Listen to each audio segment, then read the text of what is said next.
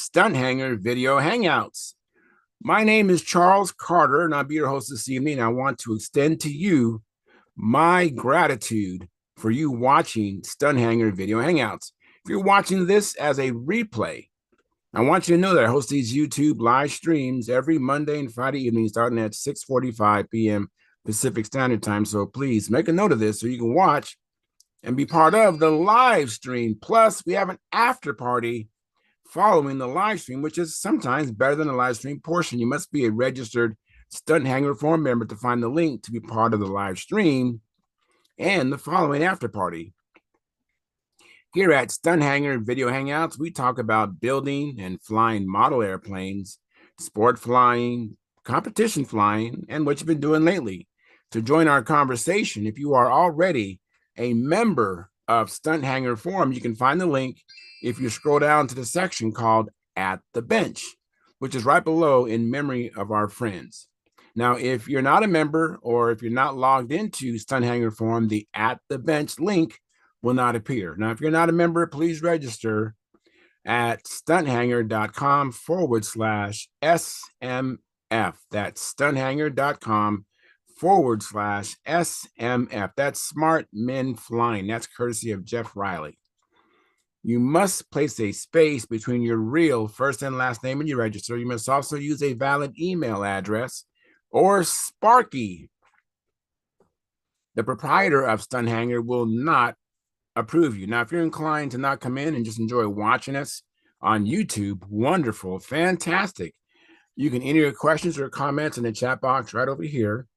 I'll do my best to make your comments or questions a part of the show. And understand, sometimes I can't get a word in myself, so be patient, and I will ask my illustrious panel your question or state your comments. By the way, you only can do this during a live stream. So like I said earlier, I host these YouTube live streams every Monday and Friday evening, starting at 6:45 p.m. Pacific Standard Time. If you find the Stunt Hangar Video Hangouts that I host or the many building videos, contest coverage that Sparky does on this platform and informative and enjoyable, please smash or hit that thumbs up, that like button. Hit that thumbs up, thumbs up, thumbs up, thumbs up. Please subscribe, share, comment on the videos. All those engagements help the Stunt Hangar YouTube channel grow. Please consider joining Stunt Hangar's YouTube channel memberships, which start at just $4.99 a month, which is less than 17 cents a day. And by the way, I'm a member myself. I have the $4.99 come out of my own checking account each and every month. It's been like 3 years, 9 months running. And so I'm doing this myself. I'm asking you to partner with me and support the channel. Now, you can also use the super chat, which is right below the chat box if you don't want to do the monthly subscription. And if you're watching this as a replay, you don't have the super chat available. You can do what's called the super thanks, which is underneath the video screen there. There's 3 dots. Tap on that, and then a menu will pop up, and then select super thanks, and you can donate there. Hopefully your donations are in line with what you're receiving in return. And I believe with our gallery of talented people who've been doing this for a long time, sometimes we have a former national world champion in here, a former national champion, and then Sparky himself, who has he's built over 500 airplanes. So, I mean, he can definitely show you a thing or two. So please support us. I think there's really something you're going to learn from this channel. Plus, you'll be helping your hobby. Hopefully, you're as passionate about it as I am. Now, when you join, you actually receive the member status, which allows you to view our member-only videos. And we have quite a few of them that are earmarked for member-only. So you can get that in return as well.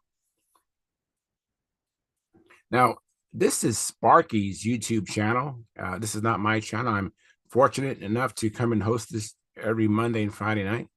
So if you want to get in touch with me, please go to my YouTube channel, which is called Flying Control Line Stunt. Let me repeat that. Flying Control Line Stunt. And if you would, locate the 2019 AMA National Championship video, which is a video that Sparky shot with his video camera of me flying his Junar XL, which is a beautiful plane and a light plane. Probably one of the prettiest planes I've actually flown, and definitely one of the lightest for its size. So check it out. And if you make a comment or if you subscribe or share, I really would appreciate that. Um, and plus, you get a chance to see me fly. Normally, we just talk here in this show, but you actually see me flying. So please check it out. And if you want to critique me there, that's fine. I know that I was flying a little bit high. That was Sparky's plane. I wasn't going to let anything happen to it. So I kept out of harm's way. But anyway, I want to thank you for your past, your present, and future support. You are making it happen. Please keep the conversations family room friendly. In other words, please don't use words or do things you wouldn't say or do around your own children or grandchildren. Without any further ado, I'm now going to post a link at Stunt Hangar Forum. Let me do that right now. Let me get this mouse where I need it to be. Great. Let me get rid of this here and get rid of that. Okay. And let me see here. We post this here. Okay, great. Fantastic. All right. So when you go to At the Bench, you should see a link that says Stunt Hangar Video Hangouts Monday, 03/25/2024. Click on that. And then you have to allow permission to use your camera and your microphone, and you should be right in the gallery. So let's see here. Let me do a few things here. Just bear with me. I got to get the show set up, and it doesn't do it automatically for some reason. Hope everybody had a good weekend. I actually was working on my stunt trainer during the weekend. Actually, got some things fixed. I had an issue with my fuel tank. This plane had been involved in a few crashes, and there was indentation in the back of the fuel tank, which I believe was right next to the fuel pickup. And so I wanted to remedy that because in some maneuvers, the engine would almost act like it was around the gas. So I desoldered the rear cap, pulled that cap off, and then took a hammer to it and some hardwood and flattened out in that indentation, and excuse me, and then resoldered it back on. And I had to clean my needle valve. I had some problems with that too, and so I'm hoping that when I go out again, either this week, I'm sure it's going to stop raining eventually, and hopefully the grass will be. I'm sure that grass is overgrown big time, but I hope to go do some flying this week. Let's see here, a few more clicks and I'll give my complete attention here. And let me see here. All right, that's done. And here we go. All right, great. Looks like we have Gary Sinclair in the chat box. Thank you, Gary. And Gary's the first one in. Now, Gary is also a member of our YouTube channel. He says, hi, everyone. Like provided. Thank you, Gary. And Gary's also the monitor of our YouTube channel. One of our many monitors. I know Sparky was mentioning getting some more monitors. Matter of fact, Gary Sinclair is making his way in here. Appreciate that. Let's see here. So I'll just give Gary a chance to come in. Remove this earbud here off. Hey, Gary, how you doing? Oh, I'm doing okay. Great. Yeah, I'm doing all right. Just spend a lot of time at the nursing home or Oh, yeah. facility. Yeah, How far is that away from you? about 15 minutes. Oh, that's good. That's not too bad. Yeah. Sorry about that, man. No, that's and look at this here. We got a super chat. Thumbs up, Charles. And this is Colin McCallum. Thank you so much, Colin. Man, you have been supporting us. Appreciate it immensely, man. I hope one day I get a chance to meet you. That would be wonderful. I probably wouldn't know you, but you might recognize me. So please let me know who you are if we happen to cross paths. I'd love to meet you. And Caffeine, hey Caffeine, how you doing? Caffeine, Doing great. all right, good to see you. So what you been up to, Caffeine? I've been doing.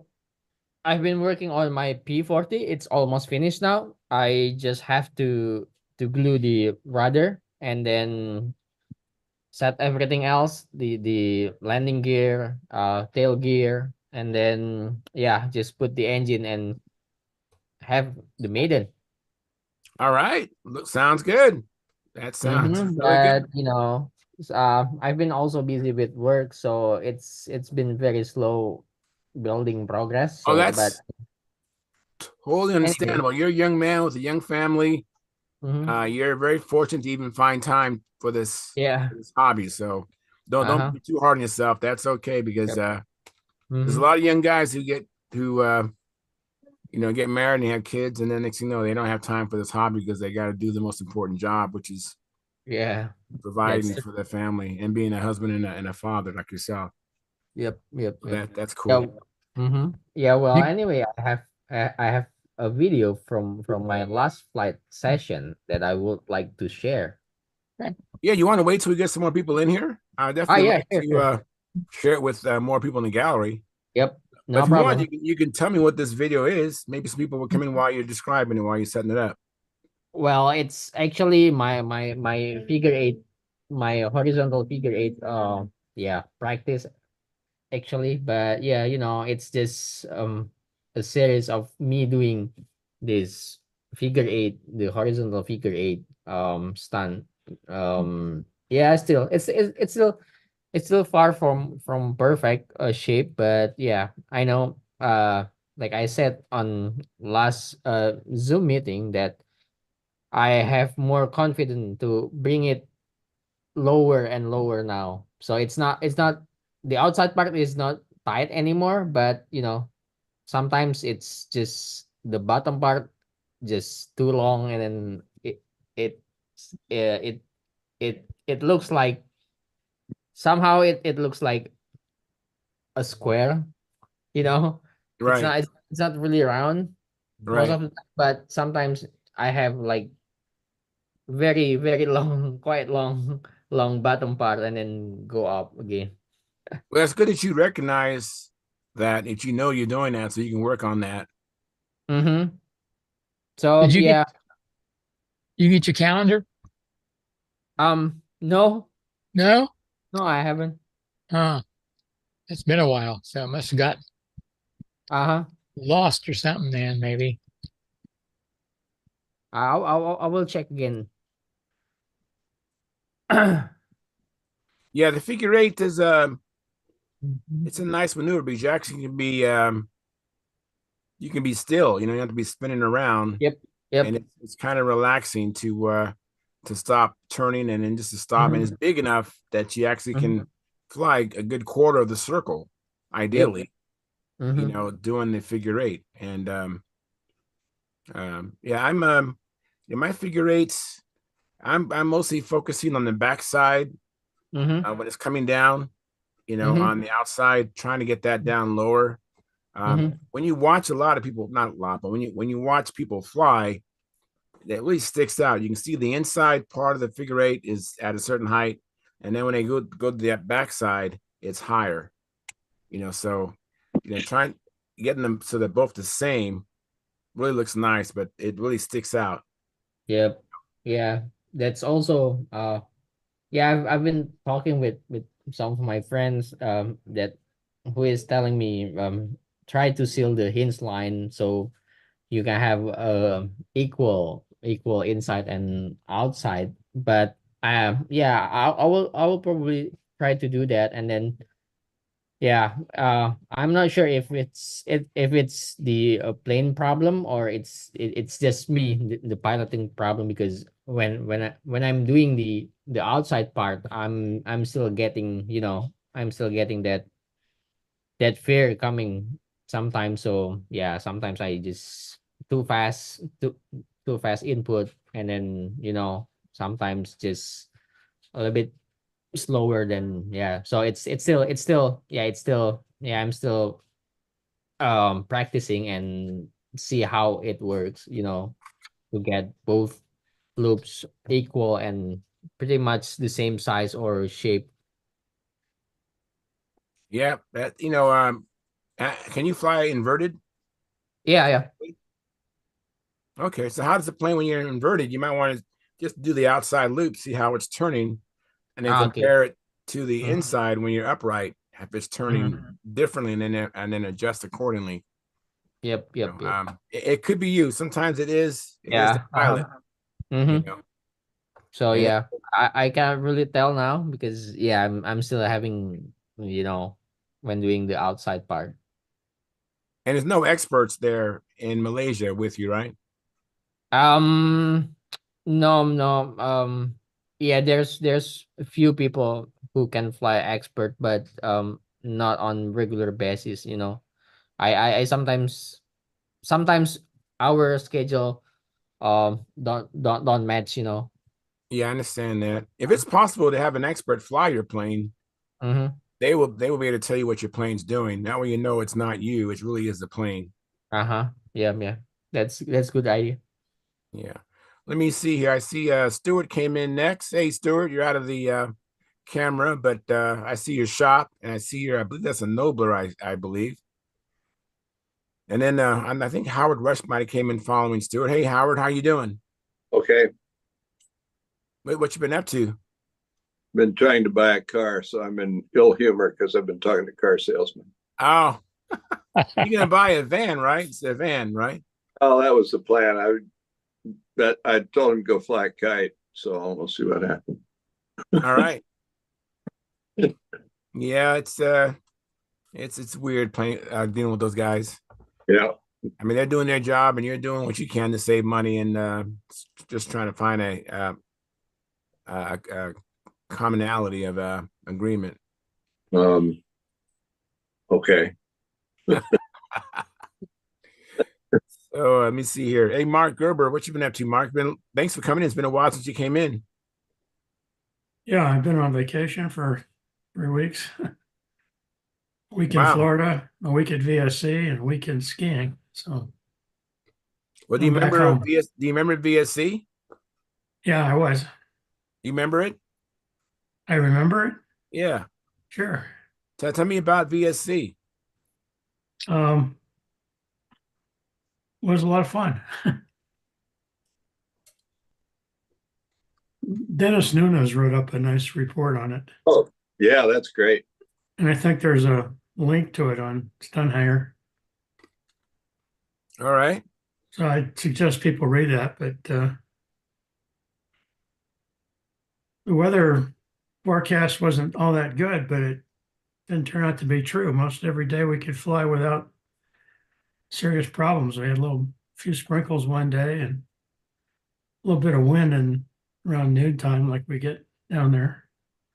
But all in all, it was a pretty good week. Very good. Very good. And I think the turnout was a little bit higher than last year, but I haven't heard the official count from Jim, so I don't know what the actual numbers are. Right. Neither do I. I think John Wright was in here. I think I think he was in here Friday night of VSC week, and he said that the turnout looked higher. Yeah. So Stephen Michela and John Wright gave us a little bit of what was going on at that point. And Jim Hoffman hasn't been in since VSC, but no, now And he's a new grandfather, so I Yeah. know his priorities are a little bit different too. yeah, that was happening right at the end of VSC. Yeah, Dennis Adamison was there too.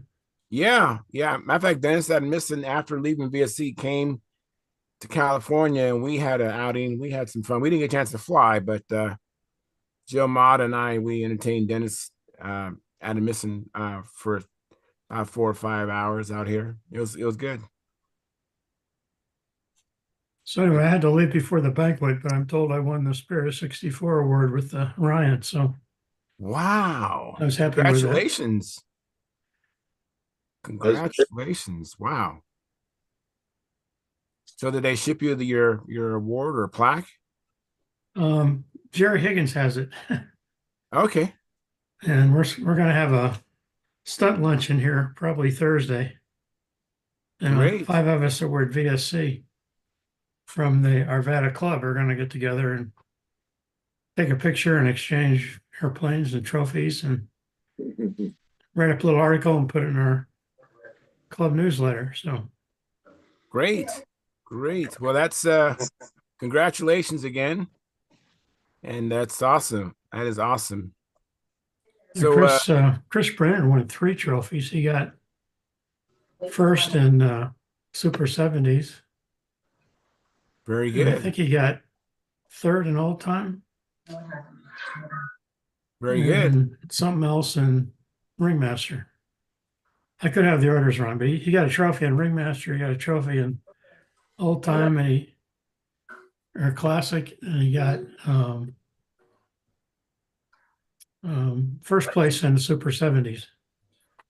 Wow. And then John Penny won the exhibition award with his Ringmaster.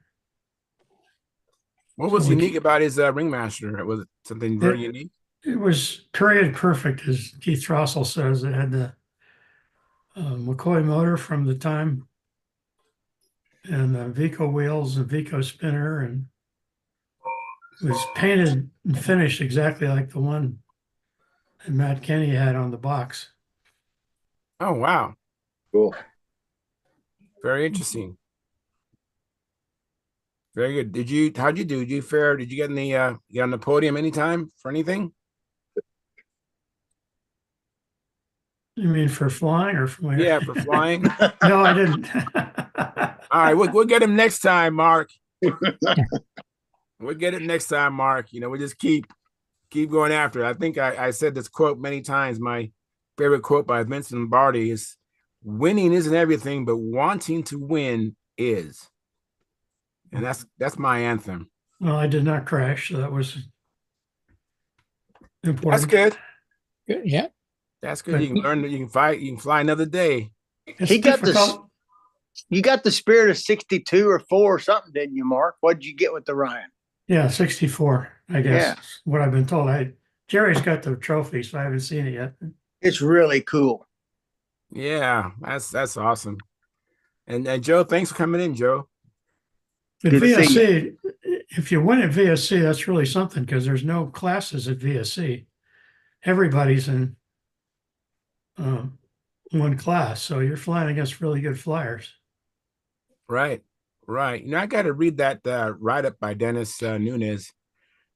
And I haven't been on Stunt Hangar very much, to tell you the truth, except for coming in to set the show up. I really haven't been Yeah, in. Dennis has a lot of pictures in there too of everybody's airplanes. So Fantastic job. I got to check it out. And I'll be right with you, Joe. Let me get to the original Steve Smith in St. Louis. So tell me about your Spectre, your new rebuilt electric airplane. What do you think about it? Oh, it's great. Uh, it's so what happened with the original Vector? It was an ARF, and I guess it didn't replace everything in the control system. And I was entering the outside square, made a real nice turn at the top, and the elevator push rod pulled out at the flap horn and went straight in. Wow. Wing was okay. Fuselage and everything else was pretty much destroyed. Lost a battery and a timer. And I asked my good friend Sparky, who I thought would be on tonight, if he could make me a new fuselage. That's all I asked for, just a fuselage. I was going to take it from there. He couldn't stop.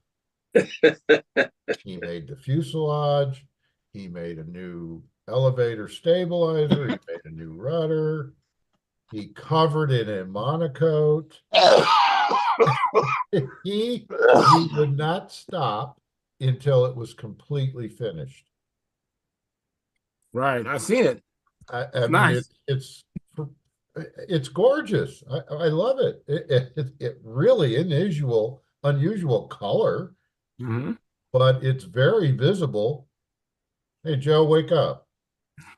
It's light here, y'all. Mr. No, we iPad. appreciate it. I His want to name see a is picture of the iPad. airplane. It's not Joe. I want to see a picture of the airplane. I don't know if I have a picture. It's on the wall in the garage right now. I guess I could run out, take a picture, and come back. But yeah, I mean, he put stripes on it. He put pin, what do they call them? Not pen lines, but Panel lines? pin tape, striping tape. It's amazing. I mean, Spray it in and hold it in front of the camera there, Steve. We can see it. oh yeah, I could do that. Okay, let me go get it. All right, thank you. Cool. So how you been, Joe? Good to see you. I'm doing fine. Just life goes on. Yeah, it does. We missed a good Tucson. We had a good time this year, man. It was a great, cool week. It was cool. It wasn't hot, but we had a good time. Few more people showed up than normal, and good evening. Good evenings. Yeah, I know I missed a really good contest, but hopefully I won't miss another one, hopefully. But I just can't do everything. So I get it. I get it. yeah, I know Jim, you. Jim Aaron told me that people were out practicing except for Joe, and he was just walking around with a ringmaster under his arm, intimidating everybody. Yeah, right. Oh, just walking around intimidating. Oh my goodness. Yeah, me and my ringmaster, we're real intimidating. Oh boy. That's funny. I flew in the wind even. I think I heard about your ringmaster before I actually met you, Joe. Probably did. I've flown them for a long time, but it's all good. I like my ringmaster. My ringmaster, it comforts me. Oh, that's great. Let me make the original Steve Smith big. Oh, here we That's go. good looking. Holy mackerel, Steve. That's beautiful. It is beautiful. Yeah, take off that filter. Yeah, There that's we what I'm trying to do. I'm trying to Thank figure you. out Oh, look at that. Wow, that does look nice, doesn't it? Yeah. Yeah. Well, I can't figure out how to turn that off. It's trying to get it clear every now and then. Let me Yeah, see, let me do it here. where is it at? I found it. You found it? Okay. Yeah, there we go. Let me make it big. Okay. Cool. Steve, that's absolutely gorgeous. Yeah, That Well looks done. really nice. Boy, Sparky did it again, Sparky. and Well that's done. Monaco. It's beautiful. But he wouldn't. Like I said, he just couldn't stop. He can't help himself. He can't help kept going himself. and going, and I said, you don't have to do all that. And he's like, it's got to look good if it comes out of here, meaning his shop. Well, it So looks darn good. yeah, I'm I'm very proud of it. I've flown it a few times now, gotten a few patterns in. It still needs a little bit of trimming. I consulted with Will tomorrow, and I had too much motor in it originally. So we went with a smaller motor, which allowed a smaller, lighter battery. I think I saved 8 ounces over the Oh, that's huge. original. Yeah. That's Wow. huge. Wow. So yeah, I'm real happy with it. Bring it to Tulsa. I want to see it fly. Yeah, I want to bring it to Tulsa. Yeah, if I can keep it, keep it out of the ground that long. Don't fly straight down very long. It's a rule. No, it didn't work out. Did not work out at all. Very good. So tell me, how's it flying now compared to how it did before? It's not quite there yet. I can tell it's lighter, and I think it turns better, but I'm still losing tension on some of the outside maneuvers, and we're working on that. Moved the lead outs back, did a little bit of a flap tweak. Weather's looking possible this Thursday. So Bob and I may go out Thursday and do some more trimming on it. But I think it's going to end up being better, much better, because it's a lot lighter. Right. I mean, originally it just kind of mushed through the corners, you know, and if I hit it too hard, it would want to stall. I haven't noticed that tendency yet. So did everybody see my scintillating video this morning or early afternoon? I'm sorry, I did not see it. Yeah, we were live Yeah. from Stunt Hangar Skunk Works, and I was sitting there standing the entire time. It was just fascinating.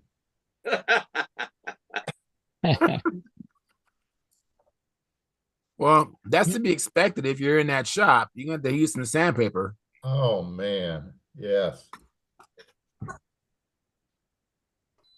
Hey, Try to get it. Sparky, I think. No, that's Oh, me. that's you. Your camera went off. Yeah, I need to turn on my fan. It's getting hot in here, and I couldn't find my remote, so I had to get up.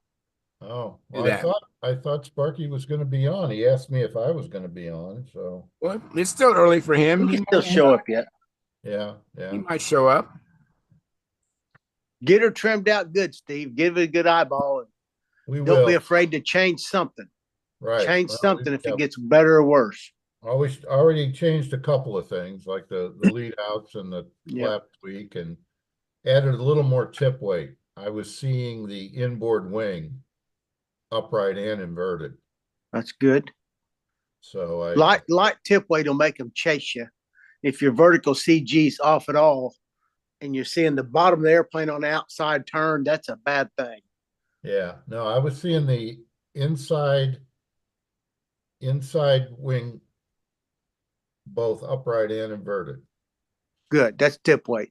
Yeah, that's what I thought. So I put a little more of that in. Good show. Hi, Howard. How are you doing? I'm doing all right. Did I promise you something? Oh, I'm sure you did. Oh, No, Howard. I didn't ask you for anything. okay. Although some of those little what do you call them? The vortex generators? Those would be cool. Vortex generators, yeah. Yeah, that might be fun to play with. Oh, okay. What color? I guess it'd have to be green or yellow. Okay. Green might not match. Make them black. There's 3 different greens on that airplane. Oh, okay. Well, maybe you're 3 different green monocoque. I think black's a good idea, Joe. Yeah, black would do. Good show up. Howard sent me some and I painted them to match Big Blue. And they're on there. You go. They're on there right now. Oh, you got them on there? I do. They do anything? I think so, Howard. They're playing, yes. In the corners, I think it's a little more stable. Since the wing came off, I put it all back together and flew it, and I gained some weight. So I put the vortex generators and tip strips and changed props. And I think it's going to come to me good enough to fly in a local contest, maybe. What are you going to bring to the Nats? I don't know. I need to be Are you painting working on instead of. something? Oh, I got something getting ready to paint, but it's just you got to stand in front of it, and I got Falstaff beer skills and champagne taste. I don't know. I think my skills are swill, not even Falstaff level. Not too many of you even know what Falstaff beer is anymore. Oh, I know. That was good stuff. I remember that. Back when I was in college, that was primo. Yeah, sure. That's funny. Let me catch up on the chat box. I have Daniel Berry Sports Highlights. It says, "Hey everyone, what happened to the yo?" Yeah, what happened to the yo? Yeah, that's good. That's easier to say, "Hey everyone," instead of yo. Thank you, Daniel Berry Sports Highlights. And then Marcel Legrand says, "Hi Charles and everyone at Stunt School." Hey Marcel Legrand, thanks for coming in, and thank you, Daniel Berry Sports Highlights. And I think this is a new guy, John Cole. He says, "Hi, all." And he said, "Just connected to you." Hey, well, fantastic, John. And, continue to draw from this stream. I'm sure you'll be enlightened and learn a lot. I have. And then Jose Manuel Media, he's a member of our YouTube channel. I can tell by the moniker next to his name. And he says, hello, everyone. Greetings from Portugal to Control Line Stunt Family. Oh, my Hey, goodness. Portugal. Man, this is an You international show. International show. Middle of the night over there. Yeah, we got people from Early morning. Asia, Canada, USA, and I know we've had people from Brazil. We've had people from Scotland, people from Indonesia. yeah, mentioned that. And then we also have Greg Biswick. Where is he from? He's from Argentina, I think. If I'm not mistaken. Yeah, we have it's an international show. Yeah, was it New Absolutely. Zealand? Say it again. Doratus is from New Zealand. Yeah, New Zealand. And then haven't seen Gerald Wimmer in a while, but he's from New Zealand also. This is an international show. Yeah. So that's fantastic, John. If anybody have any questions, yeah, please go ahead and fire them away in the chat box. We have some talented people, knowledgeable people in our gallery that can help you. And let me see. Let me welcome Carl Reed. Hey, Carl, how are you doing? Carl. That's okay. We'll just wave at you, Carl. Anyways, he's welcome. And let me see here. So what is let me see here. Okay, so Caffeine said he'd be right back, or he said I'll be back. I know he has a video he wants to share with us. Oh, neat. Yeah, it's him doing his figure eights, so that'd be great to see that. Yeah, he's coming along, isn't he? Yes. You know, I can't imagine being out in Indonesia where you're basically on an island to yourself. I mean, literally, as far as control line. He said there are some experts that can help him, but they're can't get their schedules to coincide. So that's been a problem. Hey, Carl. Hey, how you doing, Carl? See you unmuted.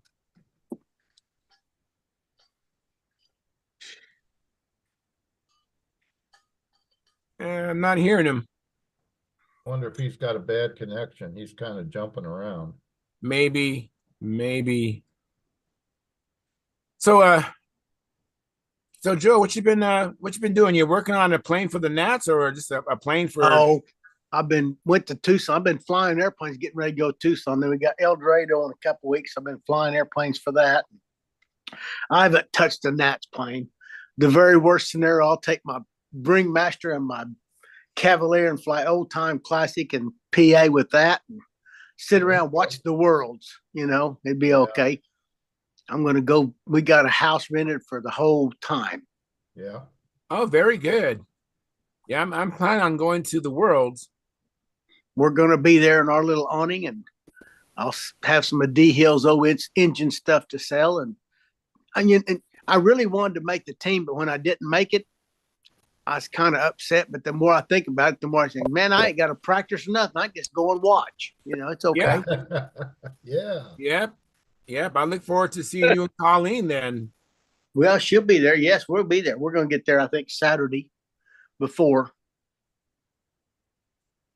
And we'll see what. I just need to get out in the garage and get with it. You got to stand in front of it and start finishing. It is what it is. It is what it is. Yeah. I'm anxious to see how many entries we have in expert. I don't know what there'll be. We'll see, you know. Now, this is your contest that you're talking about? No, I'm talking about the Nats. Okay. You know, the people coming over the world, there could be a few extra people coming. Right. Now, they would have to, they would fly in advance? No, well, if they build their own airplane, they can fly an expert. I don't know what they're going to do. There's a lot of people build their own stuff and a lot that don't. So that's not my call. Right. They got the rules. They know what to do. And whatever they do, they'll do. I don't know. I can't see any of them wanting to fly in advance, but they might. I don't know. Howard, do you see anybody in the world level going to want to fly in advance when they get here? I don't know. I don't see that happening. But if they don't build their airplane, they can't fly in open. That's right. But there's a lot of them build their stuff. It's not everything's not a shark over there. All right, well, that's good. Howard's got to take apart 2 or 3 of them. Yeah. Igor's got. I hear Igor's going to be a judge. Howard. Igor's going to be a judge, right? That's what I hear. Yeah, isn't that cool? Yeah, He might fly an expert though, if he could. he could. If He he, could. if he could get his airplane here. He Yeah. could. He's a fun guy, man. I like him. Yes, I yes. want to meet him. He's just an acquaintance. He's not. I don't know him. He knows who I am, and I know he is. But we're not long lost friends. But he's a nice man. He really is. He and Aresti the most fun at these kind of things. Are they? Yeah. He was on his hands and knees the year I was over. Samantha's airplane was acting up. He's down there on his hands and knees, fixing it for her in between rounds. Wow. He's golden, man. Oh yeah, he keeps Renticle airplane going. He keeps his airplanes going. Even that's good. Oh, that's funny. I'd like to fly his airplane just to see how good it is. That's what I want to do. I want to fly everybody's airplane. Howard, I want to see how bad mine are. I'm surprised more people make airplanes than do. Say that again. I'm surprised that not more people make Igor's airplanes than make them. I've only seen 2 or 3. Will Davis, the one I can think of off the top of my head. Yeah. He's made one.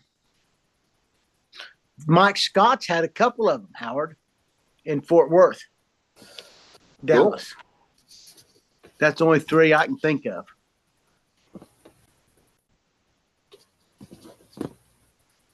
So who has the plans, for that plane, the Geo? I don't know. Igor, I'm sure, could get them to you if you wanted to set.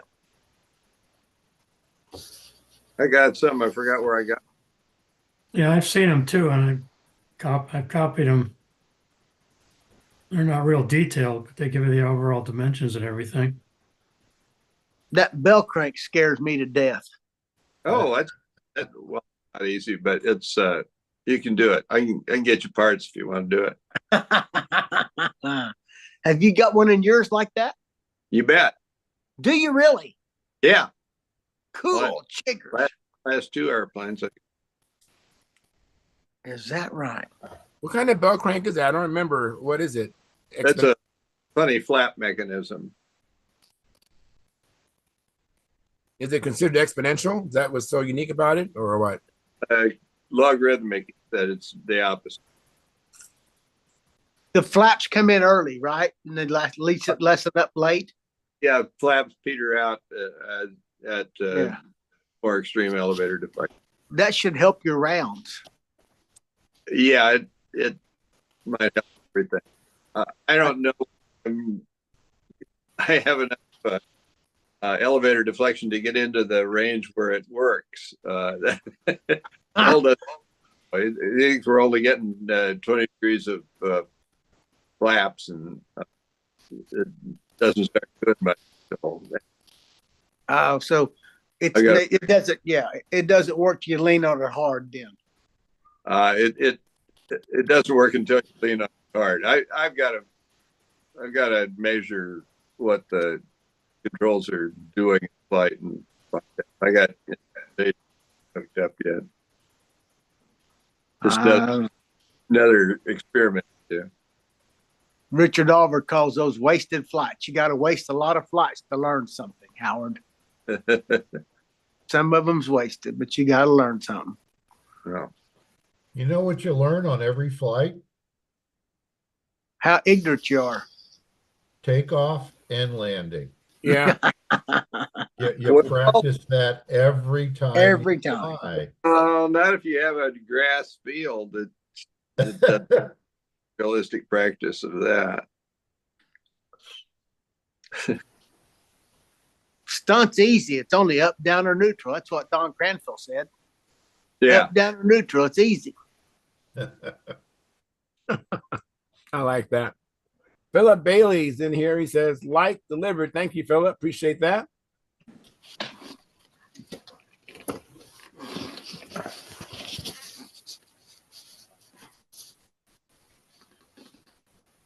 I know you're busy, Mike, and want to say hi. All right.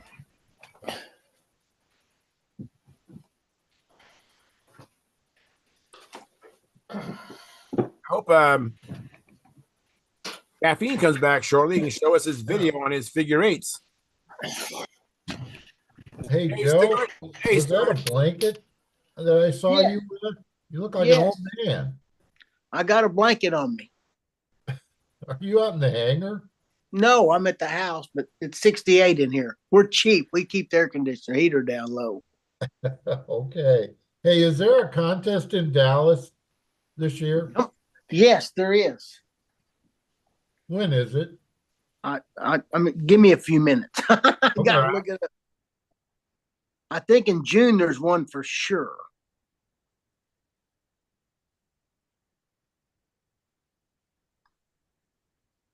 Have to look on the Dallas DMAA website. Yeah, I'd like to go to Dallas for a contest.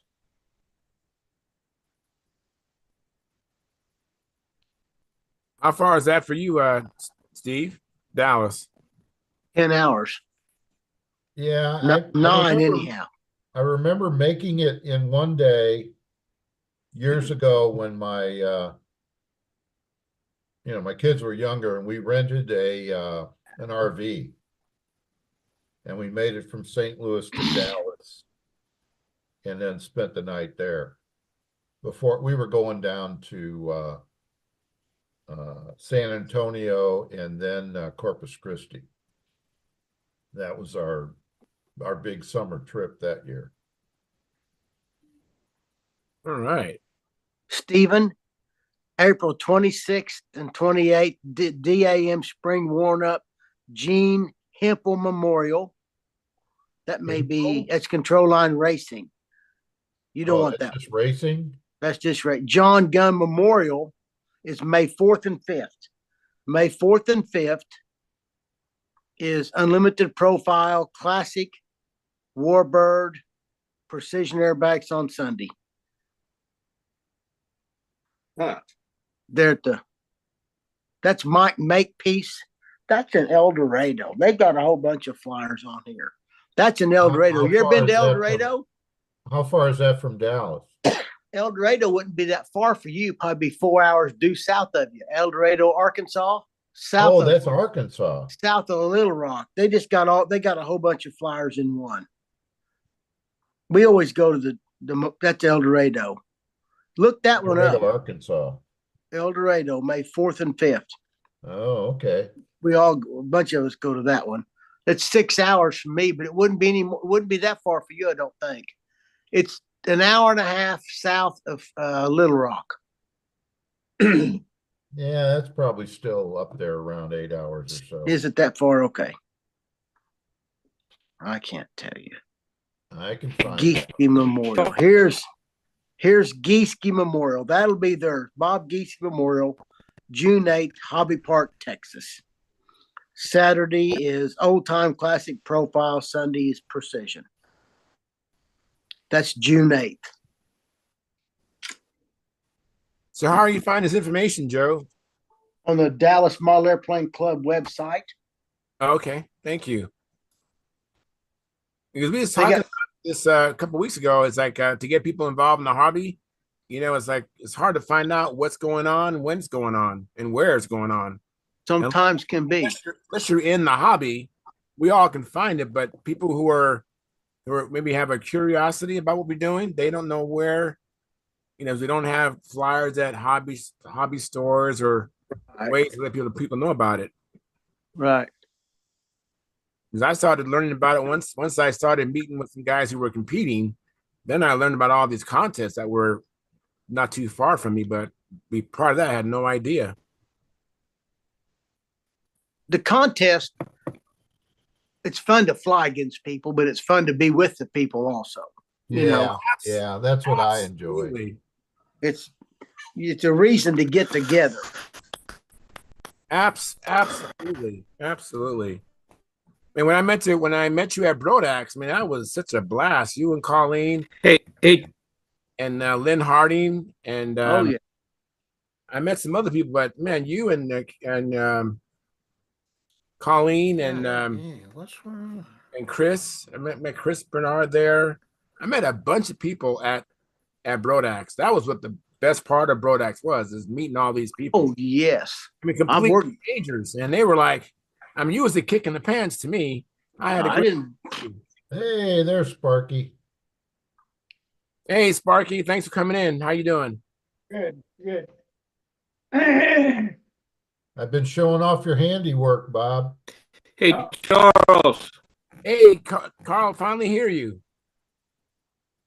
What handiworks? Yeah, okay. I have a question.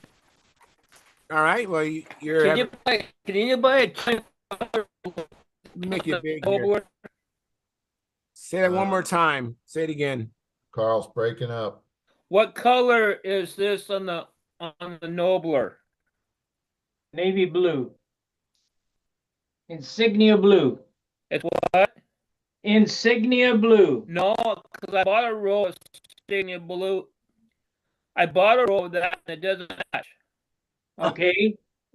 What did you buy? Monocoat, Aura cover, and they're all different. Yeah, yes. No, Guess what? monocoat. Yeah, try a different covering. That's probably Aura cover or whatever.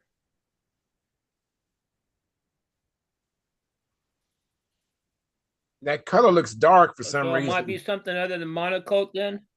I would guarantee it. It's Yeah. not monocoat. Because I tried. Okay. Is there a way to tell if it's monocoat or something else? No, not to me. Okay. Because I tried midnight blue.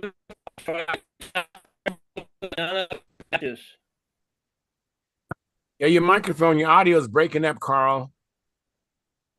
Unfortunately, all right. And even the color does not look Here, right. let me try and do something different. Yeah, if that's an ARF Nobler, it looks way too dark blue. That's an ARF one. How about now? Is that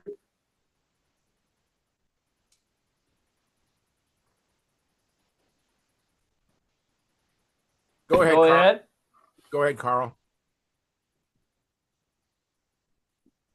Oh no, I thought somebody was saying.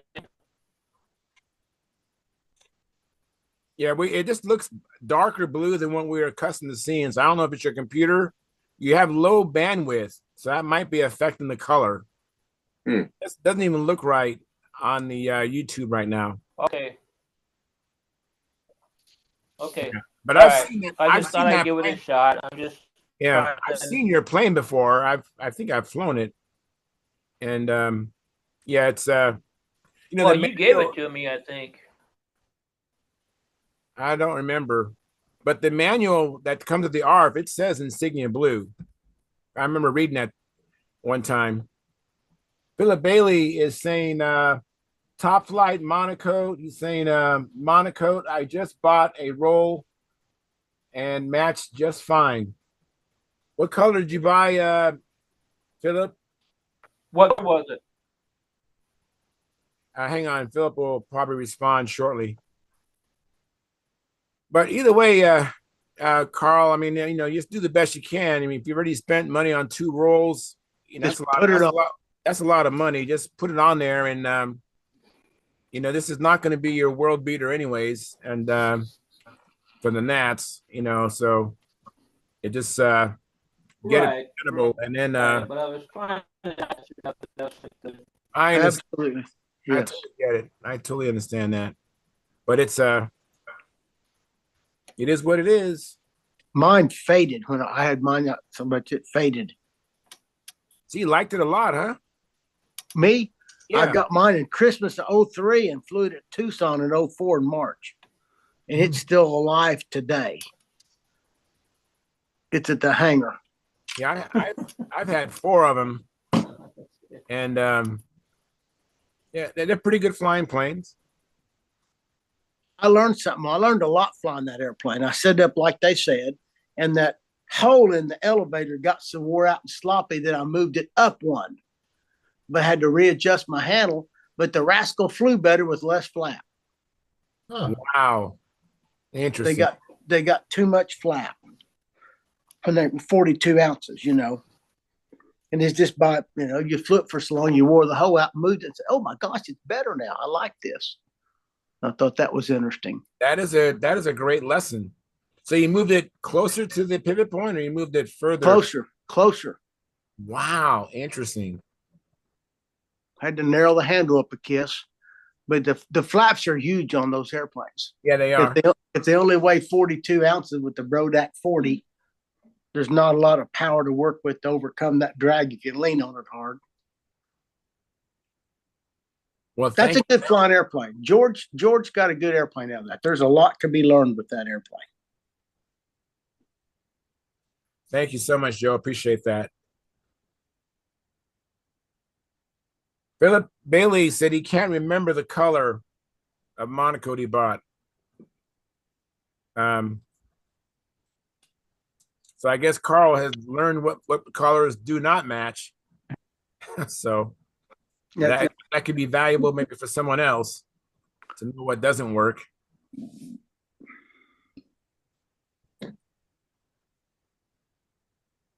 So Sparky, I know Steven was expecting you in here. So what's been happening with you, Sparky? Nothing. What have you been showing off, Steve? The Spectre Mini V. Oh, yeah. Yeah. I just been Everybody building thought tanks. it looked really good. Yeah, not bad. Took 2 weeks to make. It's okay. I told him that I asked you to make a fuselage and you couldn't stop. And you kept going and going, just like the Energizer Bunny. Yeah. And you finished the whole darn thing. Redid the whole darn thing. Yeah, pretty much.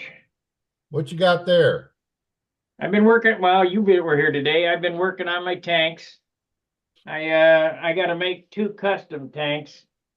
I got a call and got to make 2, but these are the finished products. Beautiful. They're light. Oh my God, they're light. These are the parts. I think I'm gonna make tanks and I'm gonna sell kits. And because the hardest part to do is to put these together. So if I don't have to put them together, I can sell them for half. Because it takes in order to make a tank. Now this is no kidding. It takes 3 days. I gotta make this part. It takes a day to make this part. So it's 8 hours to dry, and then I knock it out. I can make 2 a day if I do 1 in the morning and 1 at night. Today I only made 1. I got 1 sitting in layup right now, but because Steve was over, I was going to lay another one up, but there's 1 laying there in the mold. And so I lay this outer shell up in the end caps.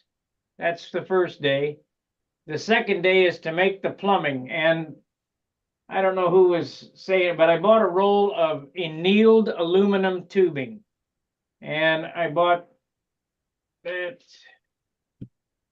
Can't hardly bend this aluminum tubing because it's not annealed, but I bought this bender, Dubro bender. Little bend here. Right. And this makes the vent tube, and it makes a really nice bend without crushing. Oh, well, look at that. Yeah. So this tube goes inside. You gotta cut it down. Goes inside, and it goes up through this back one, and it lays over in approximately that orientation, like that. All right. And then the other tube runs right alongside it. So we're working on the second day. I take that tube and a straight tube, and I tie them together with copper wire and JB weld them together. That's the second day, and because you got to wait for the JB weld to dry. And I also put in the vent tube here. I don't put them in the tank yet. So actually they take 4 days to make now that I think about it. So on the third day, I fish all this stuff in there and drill the holes and poke this up through there. And I've got this glued on the end cap. And I glue this tube and this tube in, and then inside I put a fiberglass keeper over that inside the tank to hold this where it belonged. Wendy put wire in his. I didn't want to drill any holes in the tank. So that's the third day, and then on the fourth day I can start putting the end cap. You got to set it up like this. Let the resin dry on the bottom so it seals real good. And then after it's dry, at the end of the day, you could turn it over and do the top. So it's 4 or 5 days to make a tank, somewhere in there. Just waiting on stuff to dry. But they're neat. I mean, they're light, 1 ounce is what they weigh. And that's lighter than Kaz's by 1/2 ounce. That's pretty good. Can't get them no lighter than that. Well, you could, but they won't last. And this carbon that I'm using, I got a picture from Tom Luciano what Wendy was making. His tanks did not look like this. This is 20 thousandths thick, 3K carbon fiber, 2 1/3 ounce cloth, and it's wrapped 4 rolls. So each one of these layers has 4 layers in it, and it's smashed in that mold. I mean, these things are strong, really strong and light. Yeah, I agree with you. I have a windy tank and it doesn't look like that. The material he used is different. Yeah. Let's see if I can get a light on this. I might have a light here. Wait a minute. Here we go.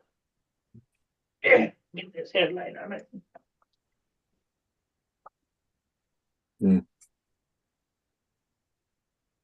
Yeah, the one I have from Windy does not look like that. Good resin penetration. Oh yeah.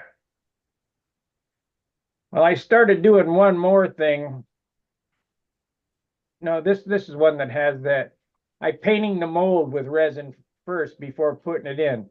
I'm carting it in with a body, a body putty spatula, forcing it through the cloth, and then painting the mold, and then clamping the mold together and letting it all ooze out the end. So we got plenty of resin in it.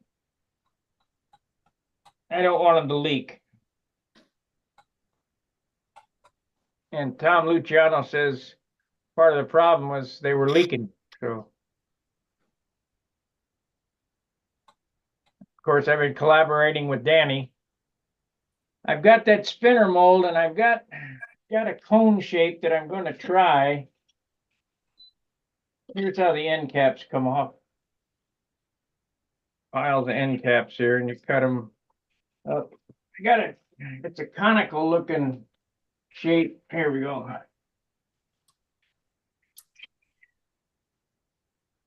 You force that down in there. Oh, nice. And then you put the rubber cone in there, and it kind of forces the resin out. But I got to put 1 layer going this way, and then 1 layer opposite, and then 1 layer of glass this way, and then so it's like 4 corners, so it all balances. We'll try that. I haven't done one of them yet, but I'll get to it.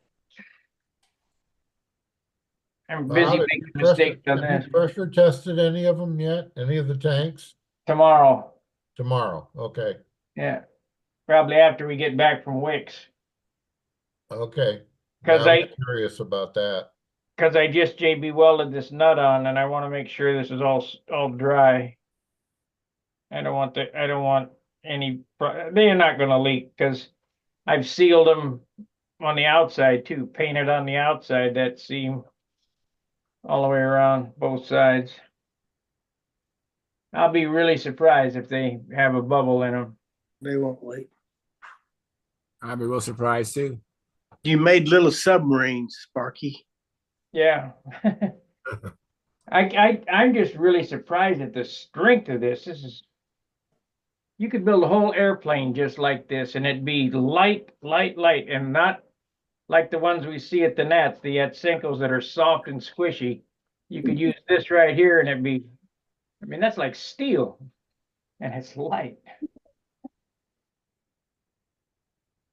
Let me welcome Tryan. Hey, Tryan, thanks for coming in. Appreciate it. Good to be here. And also Stephen Minchella. Thank you guys for coming in. Appreciate it.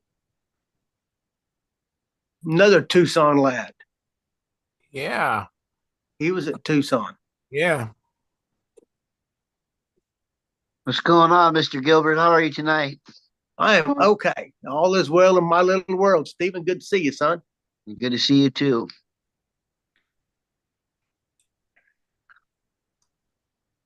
It was a good week.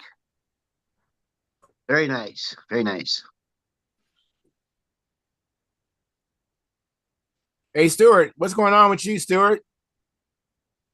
Another minute? All right.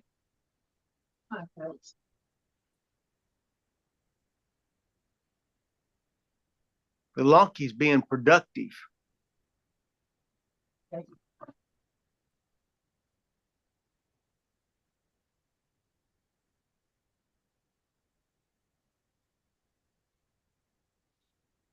So, Tryan, what you been up to, Tryan? Oh, other than having fun with the kids, not much. That sounds like a blast. I just polish my molds a little bit more. I start to put wax on them. I read somewhere that if you heat up for aluminum molds, if you heat them up a little bit, put the wax on, the wax penetrates better the pores and a little imperfections and stuff like that. So I spend time with a hair dryer, just heat them up real hard, and then buff them out. And it really seems like the wax is just really there on a thin. I think I can just go with the wax only right now. And I'm buying some of that stencil vinyl, the vinyl that's made for stencils, and I'm going to use that to make some stencils and paint in a mold and see how good it gets. That's all. Interesting.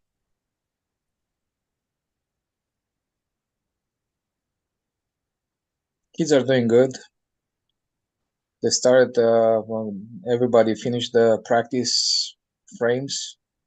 They learn how to cover with tissue paper, and we're using the same techniques that the free flight guys are using with the school glue, right? The one that's like a paste in a tube, right? Okay. What's that called? Anyways, so we use that, and we reactivate it with alcohol if we need to soften it up and tighten up the paper a little bit more, and then we have some Windex and just squirt a little bit on top of it, and it gets nice and tight, and it's good. It's good. I mean, they're making good progress, and I'm happy. Yeah, I bet. That's fantastic. Yeah, a couple of them already have the frames done for the plane, and the wings almost done. Some of them are just down to the last wing. So from that point on, it's covering, final assembly, and stuff like that. So I'm pretty happy. They're learning. They're having fun. Good. It's all good. That is great. Yeah, I'm telling you, like the person who taught me how to fly airplanes, I still remember him. He's probably passed away. Shelby Hagberg. I mean, so that makes you're gonna make it a big impression on these young people, and they might not ever forget you. Yeah, I hope they continue the passion. I'm gonna keep pushing them. Next project is gonna be a free fly glider, something with just a stick in the front and the back, and some like the ribs like we use for the I-beam wings, right? And I'm gonna have like a flat section and two dihedral section on the outer, We're gonna put a tow line on it so we can pull it up like a kite. And next project I'm thinking about just still a free flight glider. We might put a remote control on it, build it a little bit larger, and just put a rudder and an elevator on it, but still just tow it with a line, and that's kind of the direction I'd like to go. So they have something, and after that, I call them graduated, and I'm gonna give them some projects to work on their own. So that point they're gonna come in and say, I'm just gonna be there to guide them, more or less. They should have the tools. Yeah. Yeah. Once you build the frames with structure with the spar in a wing and ribs and stuff like that to cover on both sides, from that point on, the rest of the stuff is just, adding a little bit here and there. Very good. So, Stuart, what you been up to? I see you working on your nobler ARF. Nope. No, not yet. Well, I just put a little cabinet over in the corner there, so that's what I was doing tonight. So that's my big thing for today. So other than that, still playing hockey. Hockey's done this week later, and then back at the Plains. So all right, it happens. Have you had a need to match the color on your nobler? Do you know what color monocoat it is by chance? No. Also, I haven't had to do anything like that yet, but I just looked it up and it's sapphire blue monocoat. Sapphire blue. There you go. Carl's saying, I think he's saying he's tried that before. Is that right, Carl?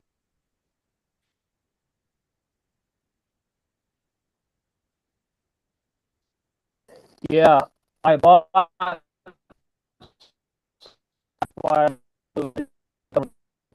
Yeah, your audio is terrible. Don't know what you said, but you shook your head no. So I think you're saying you tried sapphire blue. Is that right? Okay, yeah. Yeah. His Nobler looks so much darker blue. Here's a picture of mine from some years ago. Just put a patch on it. Anything. Yeah, that's what I was telling Carl. Tape. You look how light blue that is. Yeah. Compared to the one Carl has. Yeah, I think it's Carl's computer or his connection why it's so dark. Because I've seen his plane in person. So I do have a question. Yeah. For all you judges out there. In the Nats and intermediate, do they have appearance points or no? Well, yes. Yeah. Oh, you mean I no, didn't no, they get don't. appearance points because I wasn't builder of the model. Or sorry, I'm just wondering about the intermediate for the competition if they have appearance points. Well, intermediate is an unofficial event, I think, isn't it? Right. Yes. Right. So yes, they do. Hmm. Because it's in the grass. Yeah, I don't think any of the entrants last year qualified for builder of the model. The guy that won was flying a plane he got from a relative. No, I got it from Bob McDonald. Yeah, well, isn't that a relative? I don't think so. They're just Just good friends. Good friend. And then me and another guy had vector ARFs, so we didn't get appearance. You got the best looking ARF at the Nats though, I did, ARF. yeah. I did. I don't know why, but I did. I don't know if the Spectre Mini V will qualify for that. It's a Brodak ARF. That's what it started out as. I built a twister. If I can run that in big stunt, can I? Yeah. But I lose appearance points because it's a profile, right? No. No.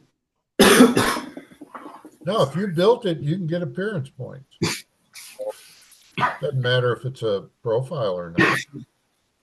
Yeah, go ahead, Mike. Lonky, go ahead. I'm pretty sure at the Nats, there's no BOM in intermediate, but if you built it, you get appearance points. Correct. Right. That You is can, correct. yes, you don't, it's no BOM, but No, if you did build the model, you're awarded appearance points, but you can fly a non-BOM model and still compete. correct. That's the same with advanced. Yeah. that is- Correct. Yeah, it's only open where you have to be builder of the model. Open, sorry. Which one is that? Like unlimited, top dog, That's top the top dogs. Expert. Oh, The one we all want to fly in, but will take years and years and years to get to. Yeah, No, you're yeah. pretty close, Michael. Yeah. You can find it now. Nobody knows. I got a comment here. Brett Williams says, "Hola, y'alls." Oh, That y'alls must have been for Joe Gilbert. Y'all, y'all behave. Yeah. He just says "Hola," so that's why I thought it must be because. Okay. Hey, Charles, can I have about 2 minutes? Go ahead. Should I make you big? Yeah, we got some stuff to show a little bit. Oh, I mean, cool. it's all garbage that most of you have seen before, but it's being repurposed. We have a guy coming here in April, end of April. Gentleman's coming out from California to spend 5 days with us to get a little bit of stunt training, I guess. Try to from getting out of beginner into intermediate and learning the pattern. So Sam and I today, when he got off the bus, we dug out 1, 2, 3, 4, 5. What do we got? Six airplanes, hung motors on them, got them all cleaned up and ready to go. So that it's Joe Mata. Joe Mata from Las Vegas. The contest is where I met him. He lives in California. He flies with Charles, but he bought a plane ticket out here. He's Oh, going to wow. come in on he's going to come in on a Monday. We'll have Tuesday, Wednesday, Thursday, 3 days of flying, Oh, and then he cool flies for back him. to California on Friday. I just want to show you some of the stuff we got ready for him. Start here, Sam. You can just rifle through them and hand them to me. This is a Super Spider. It's an old combat wing design, but it's got an LA-46 on it, elevator only. So that's fodder right there. We got a I wish John Miller was here. We got a Brodak Pathfinder, Nice. 46, very beat up, but very doable. Grab another one. Another Super Spider. It's a combat wing design, but this was made for stunt, elevator only, and this one belonged to the one and only Steve Hines. Donated this I'll airplane. be darned. So Nice. we got that one. Another one we're going to throw in the mix for Joe is a Prowler Nice. built by Wattmore. Nice Prowler built by Wattmore. It's got an OS 35 on it. We've actually flown this airplane a couple times. This one's My a little goodness. porky, but it does the pattern just fine. You know, it's slow and predictable and very good airplane. And yeah, let's see. What do we got next? We got a Arf Nobler that I picked up off Facebook Marketplace Nice. from some dude in Kentucky. It's got a double star 40 on it. Nice. So that I got to clean the tank in, and I'm going to run some methanol through the tank. So we got that one, and then last but not least, if he gets through all the garbage during the week, we got a Vector 40 for him. Oh, And this actually this came from Steve Hines as well. I put a Dixon 46 in it, but this one was one of Samantha Hines's airplanes. So very nice. I got to put a couple tanks on some of these profiles, but Sam got all the engines mounted. He got them all down and cleaned them up, scrubbed them up, and we made sure everything was tight and put good engines on them. I got to go through my tank collection and dig out some tanks. But we got a half a dozen airplanes to get Joe Mata through from flying beginner to flying the whole pattern, and we're going to try to do it in 3 days. So Outstanding. Well done. I also want to know that he's just going to teach him the same way he taught me. Very good. Excellent. So there you go. Always Yeah, fun awesome. working with him. All right, buddy. All Well right. done, Michael. Thank you. Well, I got to do something with these airplanes. You can't give them away. You can't sell them. I've given as many as I can to, we give Will Davis a bunch of planes for his kids. They're just sitting here collecting dust, man. And if the guy's willing to buy a plane ticket and come here for 5 days, at least I can do is hang motors on these and get them ready to go so that he can, hopefully they all get Viking funerals and he learns from any crashes that he has, but no pressure, no nothing, just wreck them all. I don't care.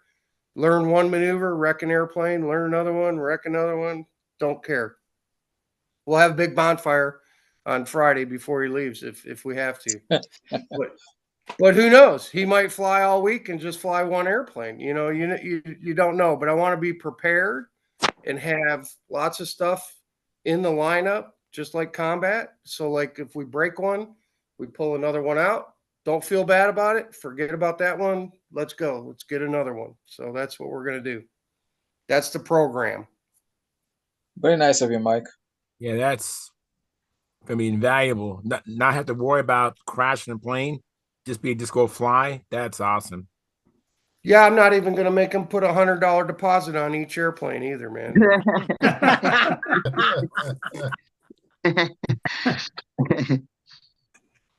He can break them all. He can break them all, and hopefully we get some good weather while he's here. Which usually late April, the weather is pretty decent here. So hopefully we get some good weather. We'll do a bunch of flying in the morning, and then when Sam gets out of school, we'll go back out in the evening. Hopefully we go out twice a day. In the morning, Joe and I will go out. When Sam gets home, we'll go back out in the evening. And we should have, with decent weather, we should have 6 flying sessions. So. And that's great. I'm checking. I'm gonna text him. Say, are you watching this? Oh, he's watching. I told him to watch tonight because I knew we were going to get all this stuff ready. I mean, I've been talking to him on the phone. I told him I'd have airplanes for him, but I don't think he knew we were going to have 6 of them ready for him. But we do.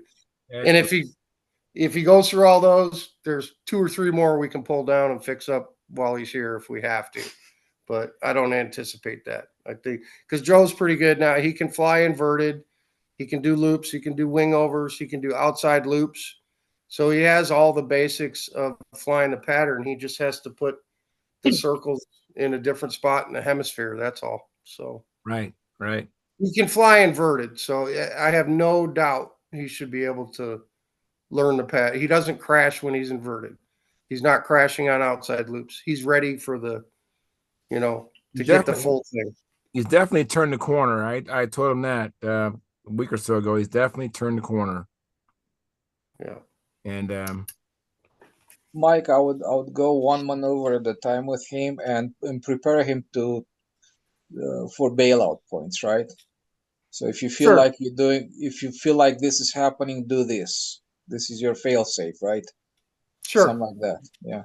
Yeah, and we're not going to focus on shapes or sizes. Everything's going to be big. We're going to say big, big, big, everything big. Don't worry about intersections. It's entry points, exit points, how many of each to do, and fly them big. I don't care. He can work on getting them smaller and shapes when he gets back home. Let's just get him doing the maneuver without crashing the airplane. That's it. That's Give all it up, this down, is and neutral. about. Up, down, and neutral, and not crash. That's it. They can be as big as the sky, man. I don't care. Or they can be small. I mean, obviously we'll work on trying to get them the right size, but big, big, big, big, big all the way, and don't hit the ground. And I think he'll be fine. Yeah, I just got a response from Joe. He said he's floored. Well, tell him, wait till he tastes my wife's Southern cooking, man. He's really going to be floored. Mott's cooking ain't too bad either, y'all. Don't let him fool you on that. Well, that's all I got, man. I won't take up any more right. time. Hey, We're ready thanks. for him. Thanks. That's awesome. It's cool. So what you been up to, Stephen? Chella? Oh, not too much. Just kind of recuperating and just dealing with this house thing, man, and just trying to fly airplanes and keep at it. That's good. That's good.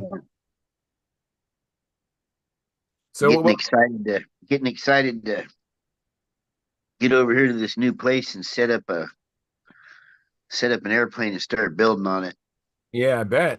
I bet. Yeah, I've been waiting a lot of years to have a place to do so, and finally I got my name on the deed. My name's on the title, so ain't nobody can tell me nothing except my own self. So there you go. All right. Well done. That's awesome, Steve. That is great. That is great. Yep. Awesome. So what planes are you flying right now? I know you just came back from VSC. So what I was just flying a humongous that I picked up from Gary Gingrich up there. It's oh, nice. it's actually Bob Whiteley's old airplane. It's a Bob Whiteley humongous with a Tiger 60 in it that was built in 2008, November 11th of 2008, and I think I don't know the story of it, but it's a good flying airplane. It flies pretty good. I'm happy with it. Oh, I bet. I mean, if it's a Bob Whiteley airplane, Yeah, I figured you needed to have it. If it's at least if anything, it's a museum piece, right? yeah, I bet. And do you have it? Yeah. Is it with you? No, it's at my other house. Okay. I'm at Mom's house right now. It's in my room over in Norco. I'm in Corona right now. All right. I probably saw it. I was at Bob Whiteley's house for the Southwestern Regionals, and I remember seeing in his garage some planes. Yeah. And he showed me his concourse award too. He had. Question for Steve Michella. You live in Yes, sir. Corona? You live in Corona? Yeah, I live in Norco. Yes. You know where Wyrick Lakes is? Wyrick Links? Wyrick Lakes, Not. Oh, just outside of Corona. I used to live just below Bob Maley. Have you ever heard of him? no. He's the hot shoe man. Bob Manley, excuse me. Manley. He makes Yeah. all the hot shoes for the flat tractors. But he's there in Wyrick Lakes. No, I don't know him. Corona used to be a racetrack. Yeah, it sure did. Yeah, okay. Yeah, Grand Speedway. Yeah. Big oval, big circle. Yeah, the big circle. That's what Grand Avenue is, a great big circle. It goes in a big circle. Huh. Interesting. Yeah. Hey, Mark Gerber has some information on the Nobler. Carl, you with us still? All right. Go ahead and share what you know about Mark Gerber.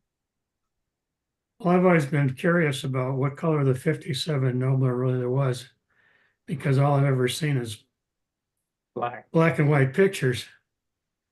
So many years ago, I sent a note to George Aldrich and I said, hey, what color was it? And he sent me back a response saying it was Aeroglass Curtis Blue. So here's Aeroglass Curtis Blue. I sprayed some onto an index card. And so that's the color that George Aldrich said he painted his 57 Nobler, if you want to try to replicate it someday. Nice. Isn't the no, excuse me for a minute, guys. Isn't the Nobler, I don't know anything about it, but isn't the Nobler supposed to be like a Corsair on a battleship deck? Isn't it supposed to be painted like a naval ship on a battle carrier, right? Well, I believe his original Nobler was a dark navy blue, or Was it? insignia blue. Yeah. Which is I thought sort of he like did they that used then. to paint the Navy aircraft after World War II. I thought he did that because he's flying in front of Navy judges. Could And the be. Navy new aircraft thought it might get a few more points. I don't know if that's true or false. But Anyway, this why I was curious about 57 Nobler because it's all the same color from what you can see in the picture. And so as George said, he sprayed it at Aerogloss Curtis Blue. So this is the There you color go. that the 57 Nobler. There's another one I think was yellow. And I've seen some pictures of that too. I've seen that picture as well, the yellow one, yes.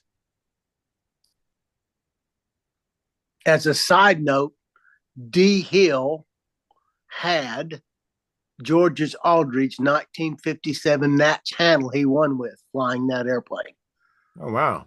And it's at the hangar tonight. I'm going to take it to Muncie and see if they want to put it next to his airplane.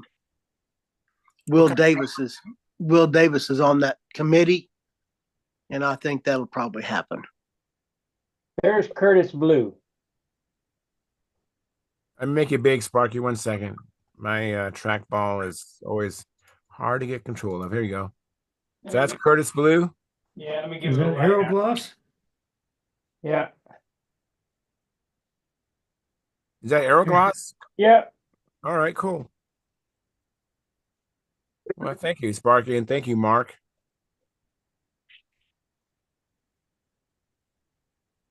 I got a little bit of Aerogloss left. I don't have any thinner though. That's the deal breaker, huh? Yeah, I think MEK would thin it, but Yeah, I think I used 3608S or something because I didn't have any Aerogloss thinner when I sprayed that.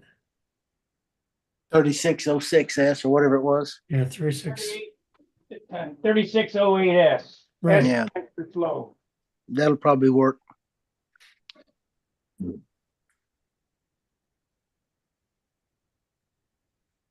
Love the smell of Aerogloss.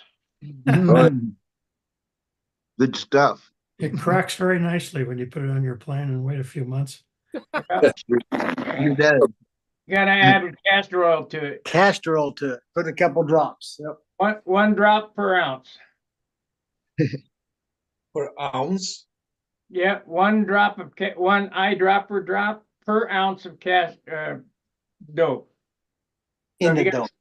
yeah, 16 ounces raw, you put 16 drops in it, then you thin it. And all it is a plasticizer. Keeps it softer. Yeah, it keeps them cracking. Spider webbing. Huh. Interesting. I learned something. That's how you get the dope to not spider web after it hardens and dries for a while. Yeah. Well, the way you get it to not spiderweb is don't use Aerogloss. Yeah. Use Randolph. Yeah, use Randolph or Sig or Brodak. It all comes from the same place. I'll bet you that certified made Aerogloss. Because like I said, all the dope comes from the same place.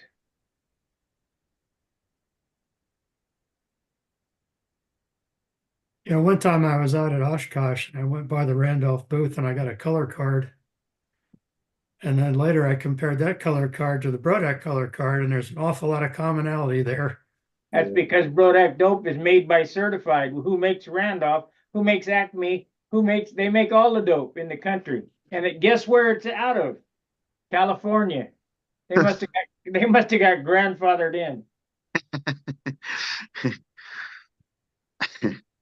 I wonder if there's different specs for that though, Sparky. It always seemed like certified was thicker. Certified's good dope. Clear dope was just thicker. There is different specs for it, just like Brodak. It's all made by certified, which is Randolph, which is Acme, which is that other one. Anyway, if you call certified Randolph and ask them about Brodak, yeah, we make it. But if you smell Brodak, it smells different. They put something in it. Something different. I 100% agree. They're not all created equal if they're made the same plant. And one more thing that I found out, the 50-year-old dope, because I had some, I've used it all now. The older dope took longer to dry. The new dope will powder off. If you paint it in the morning, you can sand it at night. and it'll powder off. They put a drying agent in it or something. They're changing something going on. Something's different. Well, Yeah. yeah, and the 20 years ago, Prodac dope, if I had one batch and then I got another batch a year or two later and sprayed it on the same airplane, you couldn't tell the difference. But recently it's changed. And I know the yellow in particular, I tried to match it on my Ryan and it didn't match anymore. I'll be darned. Anybody buying Brodac Crystal Clear, every time I've tried that Crystal Clear, I bought it and it turned to crystal rock. I mean, it turned brown. You crack the top and, use bit and it's brown. All that is A1690 non-tautening Randolph dope. That's what you buy. And it's crystal clear. Doesn't have any tinting agent in it. When I asked the engineer at Randolph why their dope is yellow, guess what they said? So they could tell where they painted. I said, you can't. They put that yellow tint so they could tell where they painted. Stupid.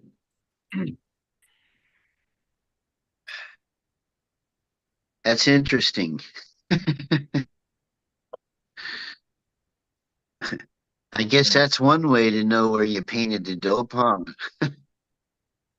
You have a white airplane and paint that shrinking dope on there with a yellow tint in it. Within a year, your airplane will be off-white. It's really Brown. terrible. Yeah. Stuart's trying to ask a question. Well, Go ahead, Stuart. I got a wing that's had some oil in it, and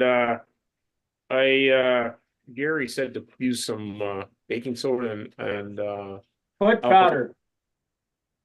and I put it on there and it helped a bit. But is there anything else you can use? Like, this has got foam wing, and Len said not to put dope on it because it can seep through, I think, or it can damage maybe the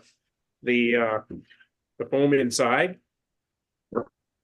Did you get all the oil out of it? Acrylic. Did you get all the oil out of the wing? Best I could. Dr. Scholl's foot powder works perfect.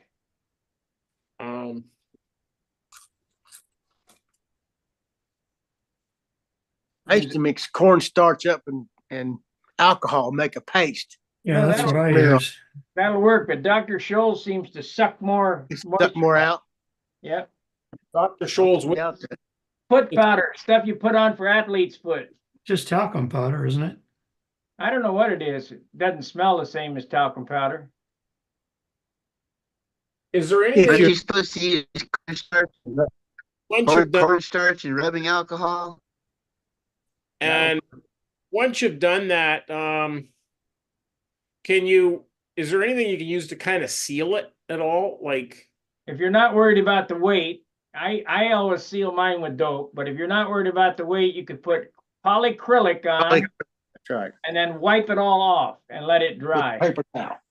The water-based Yeah. stuff. polyacrylic? Oh, okay, it's like a lacquer? No, it's polyurethane. Go to Lowe's. Go to Home Depot and buy a quart of polyacrylic. And I got a can of it over there. But it's water-based. But make sure you wipe it all off and then let it dry. Brush it and take paper towels and just rub the heck out of it. Oh, okay. Then you can paint dope over the top of that. It'll seal the wood.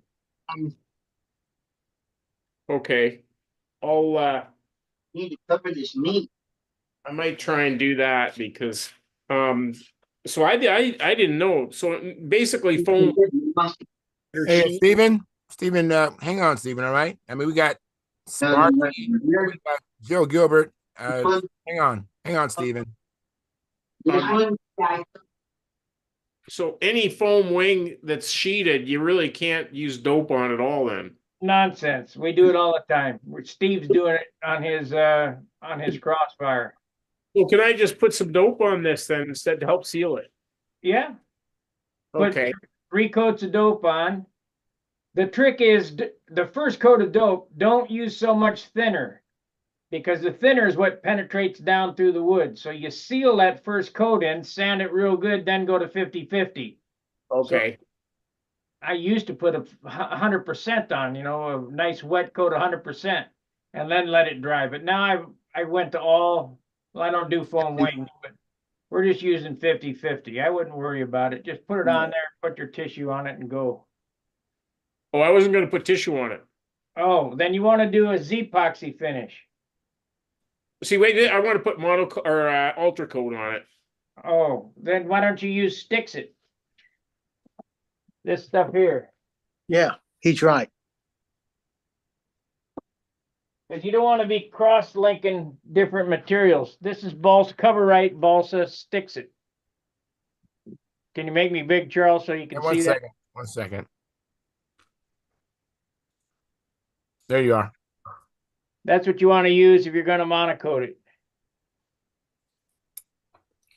Balsa. What does it say? Balsa. Also right. Balsa right. Okay. Like cover right. Where do you get that, Nate? Do you know? Sig probably has it, or I'm not sure. Brodex has it, I think, also. The part number is COVR 2515. Oh, what's that again? COVR 2515. I gotta get something from Brodax, so I might just order that with it. This is an old can, but it was $15. Okay, so and then that won't be hurt, or won't hurt the foam inside. Well, I wouldn't think so. But if you're going to put monocoat on it, that's what you want to use. Okay, that's what I'll do. I'll get that. I gotta get some stuff from Brodax, so that'll work. Great, thanks. I don't think monocoat will stick to dope. Not very well. good.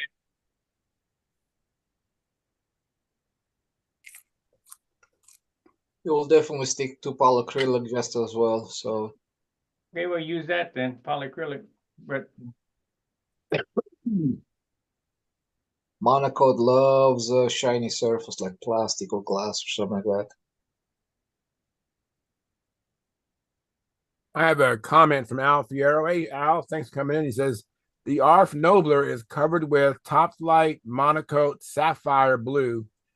Part number is TOPQ0226. there you go. You got that, Carl? You might want to write that down. He got it. All right, great. Thank you, Al. Appreciate it.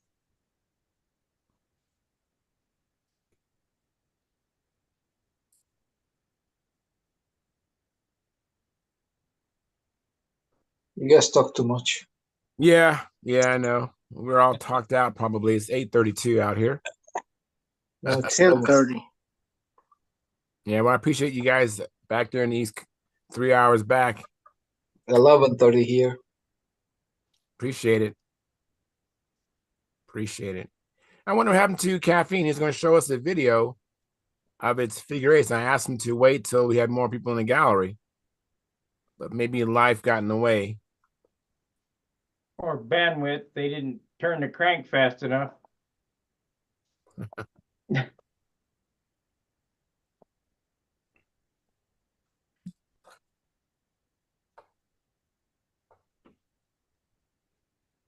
Steve, you want me to show them the progress on your crossbar?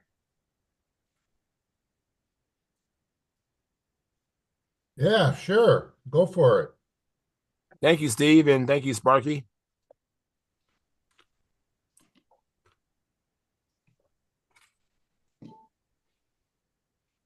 How's your vector flying, Steve?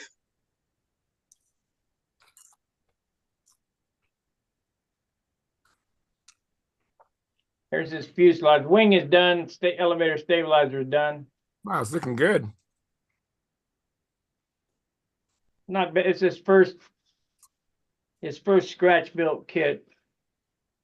And I'm not doing any of the work. I mean, I'll grab it from him and fix something once in a while, but looks pretty good. Yeah, I screw up a bunch. Yeah. Yeah. Very good. Nice.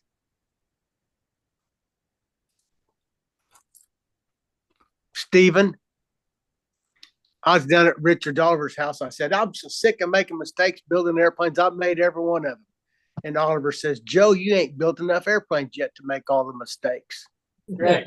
That's for sure. You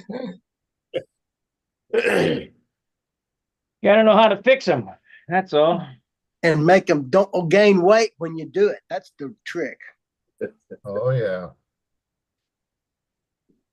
Steve, did you fly your repaired Vector? Oh, yeah.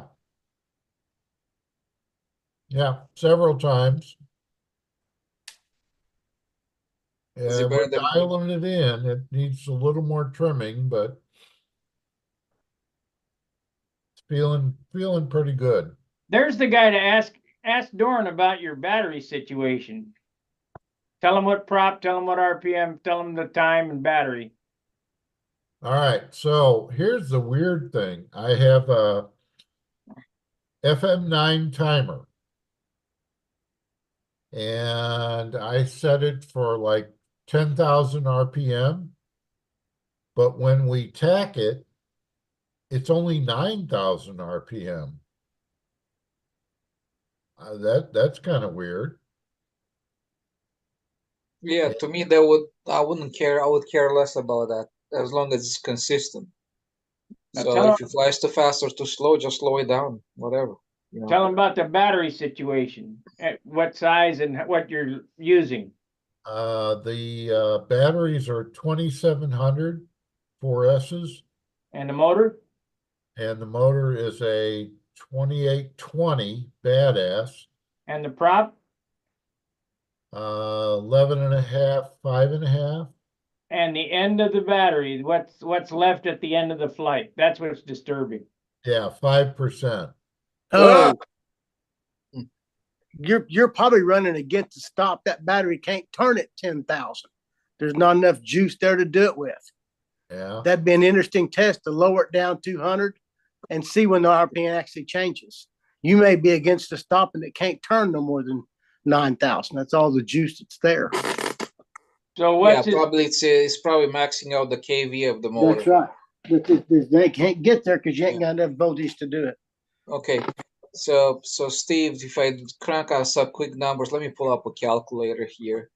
So let's say 12,000, and you divide it by 4, you say a 4S? 4S, yeah. That's 3,000 that divided by 3.7 volts per cell.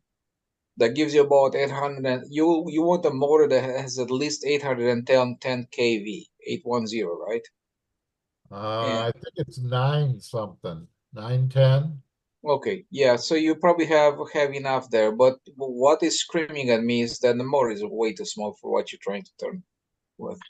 So what you're doing, you're wasting a lot of, it's probably the motor gets hot, probably your ESCs get hot and maxed out, probably. It's just, you put a lot of heat in the system because it's typical, everybody does this. Just puts a little bitty motor thinking that they're going to save weight, but they don't. Because they need a bigger battery for that. So what does he need? In my 40 size planes, I use a 3548. Will that fit in the same spot? Yeah, I was using a 2826. Yeah, it's about the Axie 28. Yeah, 35 millimeter OD, 48 millimeter length. It's also equivalent with some other companies are calling I think the 2826. Yeah, that's what was in it to begin with. And I was using 4400 4S batteries, and they were only going down to 25%. But they were 8 ounces heavier. But when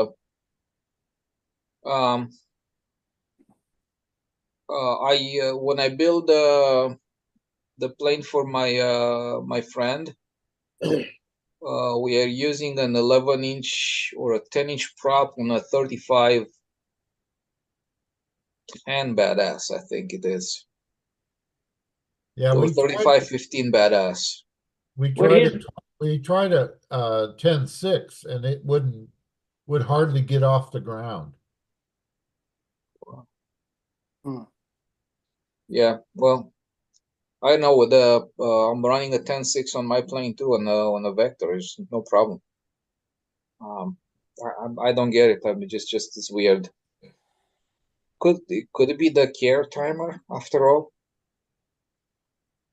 Okay, so here's one thing you can do. You can put the prop on take the motor out, put it on a bench somewhere, and use the watt power analyzer and hook it into between the battery and your ESC. So that's going to tell you how much power you are taking out of the battery and how much you are using, what voltage gets to the ESC, right? And you can check the RPM of the propeller with some kind of a tachometer or something like that. Let me ask you this, Doran, because I'm helping him with all this stuff, and you're smart on electrics. I know shit. Could it be the battery? We got Chinese zippy batteries. Very possible. There you go. If we got thunder power batteries, they're expensive, but they got more smoke in them. Yeah. So it's a possibility. I had problems with those batteries too, but I was running a pretty small battery on my plane. Maybe I was doing the same thing, but when I was testing and I was flying the first time, it was fine. And then 2 days later, when I was flying with the same thing, and just it went low on me on a power, and it got me really upset. I even crashed the plane because of that. So. Okay, here's a question. Let me see what this is.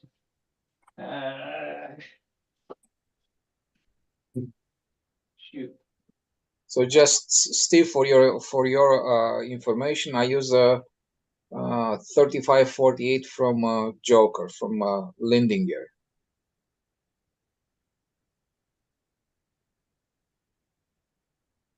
From who?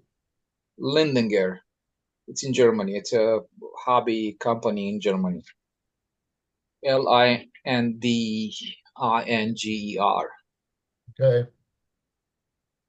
Yeah, now I don't know what happened to the damn battery. I can give you like a private message and send you in a chat here. Yeah, thank you. If you're curious, and then you can compare that to yours. Okay. Okay. It's very very comparable to the size of the axis that people use in the 60 size planes, the 2826. Yeah. Yeah. Well, I don't know what happened to that battery. It's here somewhere. Got too much junk on the table. It's an thunder power battery like Orestes uses. 4,000 or whatever, 10-ounce battery. I don't know what happened to it. Can we swap batteries? Could he use that bigger battery in that thing? Of course, you can use any batteries. But he can't go to 5S. Could he put a 5S in it? Yeah, of course. If the motor is designed for that, yes, why not? Okay. That's what we'll do, Steve. You can take this battery home and charge it up, and we'll test it in that thing as soon as I can find it. Okay. And see because it weighs about the same, but it's shorter and fatter. It'll go in there. But it powered the big motors, the 2826s. No problem. Steve, I send you a link. Thank you. Just click on it and open it and see if you like it. Okay. I'd be almost willing to bet it's in the battery. That the batteries are junk because what are they, $2 a piece? They were only like 25 bucks. Yeah.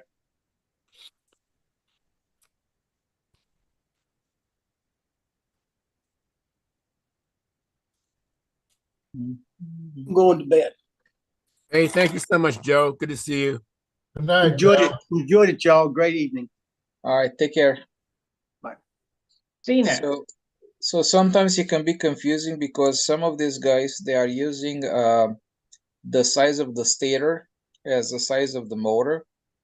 Some other companies use the physical outside dimensions of the motor as the outside diameter of the can and how long is the motor. But they are actually equivalent motors. So this one I send you, this is my weapon of choice for the for the 40 size planes, and I run about 10-inch prop on that, 10.6 usually. Yeah. And they draw roughly 25 amps at full power. Okay. Most of the time they stay in the 20s. So that's what I have on my test bench. And they are a little bit. So here's the thing. I'm a firm believer in using a bigger motor. There are motors out there going to say they're going to pull a prop to a certain RPM, and they can do it, right? But you have to pump enough amperage in them and enough voltage to get them to get the job done. Yeah. So they're very peaked out, right? But the problem with that is that they create a lot of heat. You lose a lot of heat in a process. And heat is also energy that comes from your battery. So you're wasting your battery, basically, right? At the same time, they use a lot of amps. So you need a big ESC for them to get the job done. So something that's going to be able to put the juice into the motor to get it to move, right? Now your ESC gets hot because it's peaked out and runs hard. So you're losing heat in a motor. You're losing heat in a ESC. So guess what you're doing? Now you have a bigger battery to compensate for the lost heat, which is lost energy, right?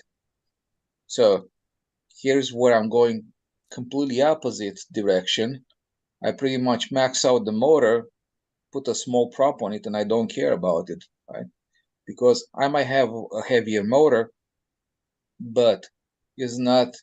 You can use a smaller ESC, so you save some weight over there on the ESC, and now you save the more weight on the battery side, because everything works efficient and it's cool. I mean, just like I can run my motor flat out on my plane. I can stop it at any time and put my fingers on it and hold the motor, and it's cool to the touch. Could there be a mismatch between his ESC and the motor? Nah. I don't know enough about it. So could I go back to a 2826 motor? I'd go there in a heartbeat. Back to that motor, but same battery, same ESC? Probably, yeah. As you go the bigger motor, that's easier on ESC, is easier on battery. You're going to find out that the bigger motor is going to give you instant power savings. Interesting. Okay. Well, Hopefully I left that up. I got a badass 2826, brand new. Use it. We could switch it out. Use it. Okay. Yep. I think I think badass almost makes a let me think. What was that? I have to look up. Just, ignore me, guys, for now. All right. Ignore Tryan. Okay. Because I'm searching something. Okay, I'm looking for something. So, Steven, how many amps does your ESC handle? I can't remember. Was it 50 or 60? I think it was 50. 50? Yeah. Yep. Yeah, this is what I use on my body's plane. It's a badass 3515, and it was 940 kV. What size battery? We actually use a 2200 milliamps 4S. Well, there you go. There's got to be something wrong. Maybe it's something wrong with the motor. No, this motor is rated for, get this, on 4S 1110 watts. So That's a 38 what? it's a 3515. 3515. It's a 35, badass 3515 940 kV is that 35 is the diameter of the motor of the stator. of the stator? Okay, what size is the motor in your plane, Steve? Now, It's a 2820. see, it's tight in there. I don't know whether that 35 will fit in there. Yeah, it goes up in diameter, but the length is for 1.6 inches long, but the diameter is what's the outside diameter? It's 1.7 inches.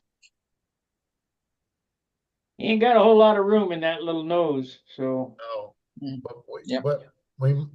I think the next step is maybe to try the 2826 in there.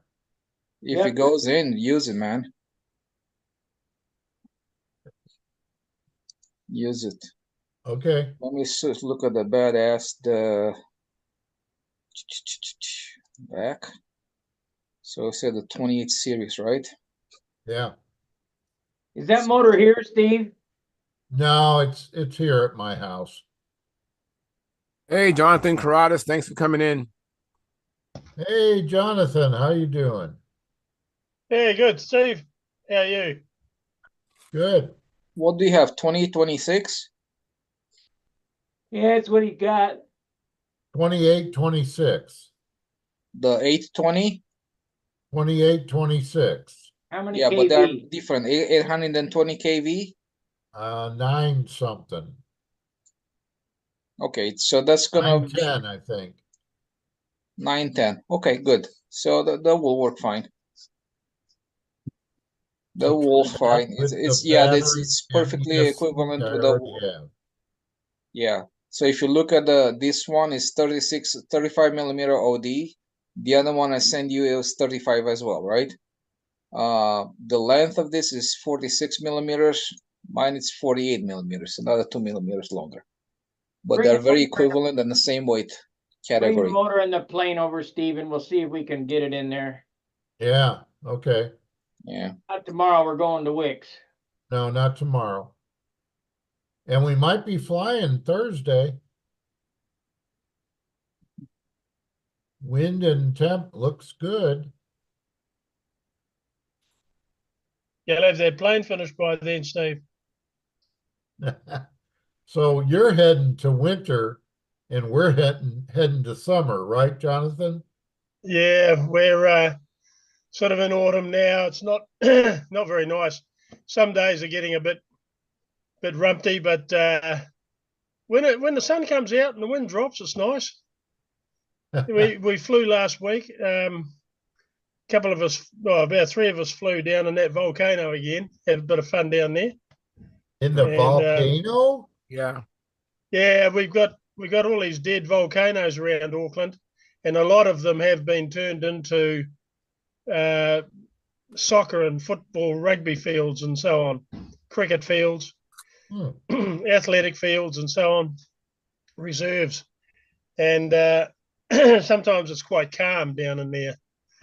Sometimes they're quite deep. They're quite a deep dish. Sometimes they're not very. You have to look to see if it, just to make out it was an old volcano. Some of them are quite low around the rim. They've been quarried away and so on. But yeah, we've had a lot of volcanic activity over the year. Like the last time we had volcanic activity in Auckland was 250 years ago on an island out in the harbour called Rangitoto. And it's idyllic. If you ever come to New Zealand, you can see it for miles. It's beautiful. It's like a miniature version of Mount Fujiyama with the top cut off and no snow. It's covered in all sort of rainforest. It's beautiful. You could come to Butter where the wind blows straight up. It'd be good, yeah. The wind direction is up, going at you and up. Yeah, probably anti-clockwise compared to you guys too, with that Coriolanus effect again there, Sparky. That's right. Nice for overhead And- 8. Land of the I back. wonder which way. I wonder which way the tornadoes go down here compared to up there. Probably opposite. You guys sit on the other side of the car too? You sit on the left side or the right side? No, we sit on the right side. That ain't the right side. You sit on the curb side. You drive backwards too. Oh dear. Yeah. And let me say hi to It is. John Miller. Hey, John Miller, thanks for coming in. Good to be here. Yeah, absolutely. Oh, John. How you doing, John? Great. Going good. Good. Can't see any airplanes. Oh, yeah, I can see one in the background there. An old one. Above your head there, way in the background. That's a we do Brazils. It's old. All the covering is split. It's lost its tail. That's old time legal, though. Yeah. Let me get it down. I get a bit. I get a bit like that too. Hey, dog. Knock it off. I'll let you out. Steve, I sent you another PM. There you go. See. Oh yeah. Perfectly flyable. Yeah, they're fun. This one up here. This one up here is a junior T-bird. And I started building it. It's falling. Yeah. Well, that's where that engine went. I wondered where that engine went. Now you know. Yeah, now I know. But that's a junior T-bird, but the darn thing uncovered weighs 30 some odd ounces. It's just too heavy. Yeah. So I stopped working on it. But I had it set up so the wing came off. I don't know where the wing is. It's around somewhere. I've got a cure for that, Steve. I'll show you in a minute. And this one, I've got a